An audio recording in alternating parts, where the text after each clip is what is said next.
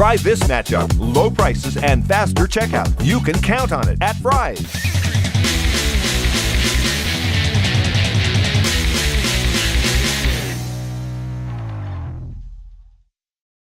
Welcome to the Arizona Wildcats Video Extra, brought to you by Fry's Food Stores. I'm Daniel Berk, joined by star reporter John Gold, and we are here on the court at the Honda Center in Anaheim, California, where the Wildcats just defeated San Diego State in an epic Sweet 16 game. And John, holy cow, what a game. Tons to talk about. But before we talk about the actual game and what we saw, I mean, for me, this atmosphere tonight was unbelievable. It was a sea of red, half San Diego State red, half Arizona red. What did you just think of this atmosphere and these fans tonight? Like 2% Wisconsin red, too. This was really maybe the best college basketball atmosphere I've ever seen, and I was here in 2011 for that Sweet 16. So we've seen crazy stuff happen in this arena with Arizona and San Diego State on this exact court. Absolutely electric. I think what was really interesting is early on, San Diego State had a lot of the noise and the energy. Very slowly, Arizona kind of crept back into it, and then eventually those U of A chants started making a difference. And we've seen it happen all year long, and it definitely did again tonight.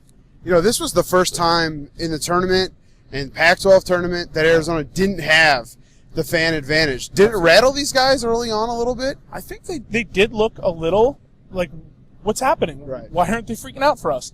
Because all year long, Arizona has traveled almost maybe better than anyone I've ever seen in terms of just even on the Pac-12 conference games on the road, you heard U of A chants louder than the home chants. I don't want to say that Arizona lost itself early or anything like that. San Diego State happened to play with a ton of energy early, and eventually, you know, in the postgame locker room, Caleb Tarzewski said it was a 4-point halftime lead. It felt like infinity. And I think that's a good way to put it. And credit to Arizona for really battling back the way they did.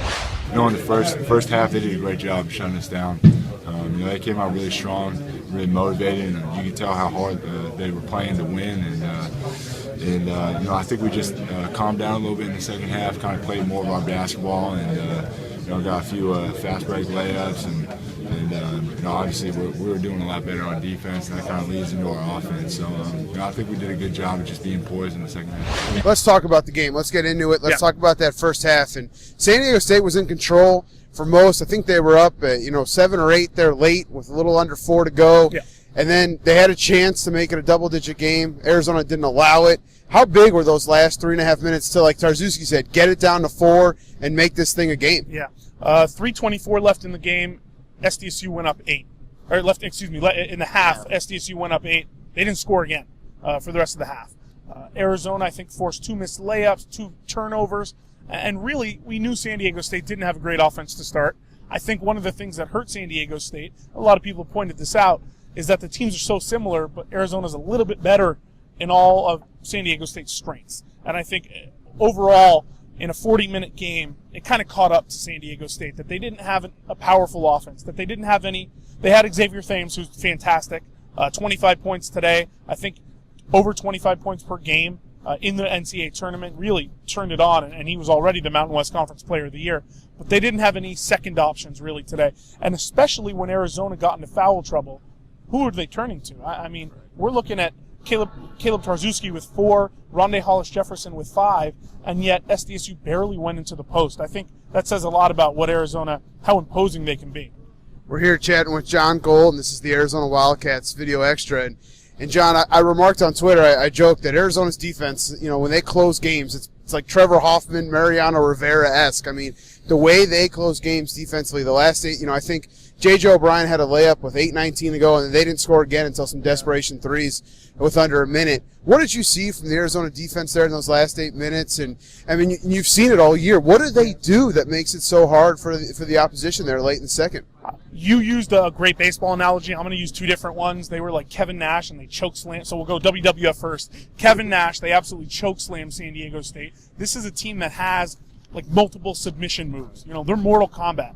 Okay, we're talking like they finish teams. The other one analogy that I'll use is Arizona's almost like a starfish, where they just suction to you and they don't let go. And I was playing that starfish move for a while, but we're talking absolute just defensive they're suction cups. I mean, they get on you and they don't let go. They hedge screens perfectly, and they do things with such savvy. And a couple of people asked me, where did this Aaron Gordon come from? Where did this Rondé Hollis-Jefferson come from? And I've said it earlier, and I think I talked with Ryan about this. Once you combine savvy with talent and athleticism, that's what you have. And again, I mean, Nick Johnson obviously turned it on in the last few minutes, but really this was a two-man show again for them, and they were both freshmen. That, if there's any, God in heaven for Arizona, somehow both of them will twist an ankle and come back for another year after the tournament run is over. But great job by the freshmen, and really great job by Arizona overall with that defensive effort. You mentioned Nick Johnson, and the guy started 0 for 10, couldn't buy a bucket. We were sitting right down here, and a couple rimmed in and out, and then in the last 3 minutes, 15 points, won this game for them. I thought that's what All-Americans do, right? Yeah, I mean, what hasn't been said about Nick Johnson this year? He's fantastic. He's not the straw that stirs Arizona's drink. He's the liquid, he's the glass, he's the straw, he's the lips that drink it, he's the esophagus that it goes down. He's every single thing to Arizona. And someone had tweeted earlier, Johnson having a great game. He's rebounding, he's passing the ball well, he's playing great defense. And then he does that, and you're like, okay, well, he's Jesus. I mean, we're talking 15 points, 10 of 10, I want to say, from the free throw line. Yep. That dagger three-pointer. Yes. And again, this is a guy, it's very hard not to like Nick Johnson, and it's very hard not to understand how Arizona follows him and will follow him, down a cliff if he leads them there. He is, again, he's more than just a scorer. He's more than just any one thing. He's really an overall superstar, a super-duper star for Arizona. I'll get you out of here on this. I talked to Greg Hansen earlier today on the video about how important of a game this was for Sean Miller. Now, this is the best team he's ever had, 32-4. It would have been a huge disappointment, frankly, if they would have lost this game tonight and not gotten to the Elite Eight. And then we saw the emotion from him with the last 15, 20 seconds when it was in the bag that I have never seen. What did you make of that moment, and how big a win was this for Sean Miller as he goes into Saturday's Elite Eight game with Wisconsin? In Tucson, how big of a game was it for Sean Miller? I mean, I'm of the opinion that he can do no wrong for Arizona fans at this point. So was there any even talk of hot water, any of that kind of stuff? No, of course not. But legacy leaving. Yes. And at a program where others have left a legacy and where there is the ability to leave a legacy, he's doing it. And that's something that's interesting because you see programs who've had sustained success over a long period fall off at times. North Carolina, Duke, I mean, come on, horrible exits this year. Arizona recharged the batteries under Sean Miller. Now I'm not going to say they're better than ever because there's been some incredible Wildcat teams, but showing that emotion, I think, was really interesting. Showing that emotion while having a crooked tie, very, very interesting. But overall, Sean Miller did a fantastic job, and I've been hard on him. I've been very hard on Sean Miller. He coached that team to a win tonight when his players weren't necessarily playing at championship level. You ready to do this again on Saturday? Oh, I am. All right.